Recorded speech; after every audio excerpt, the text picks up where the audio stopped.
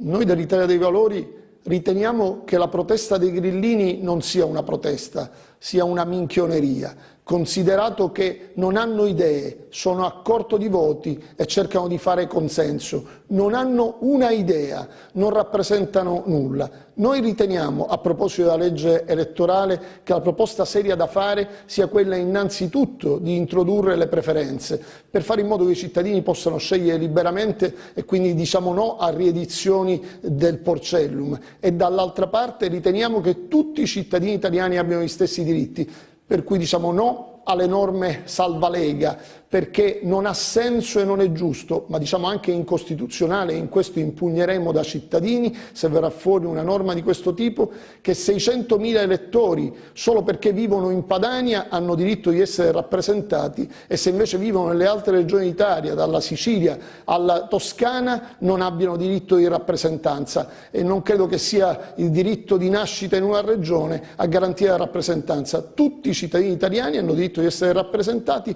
che si prenda la percentuale dovuta senza salvaguardare qualcuno solo perché deve portare qualche voto alla tua coalizione. Noi dell'Italia dei Valori diciamo no a tutto questo.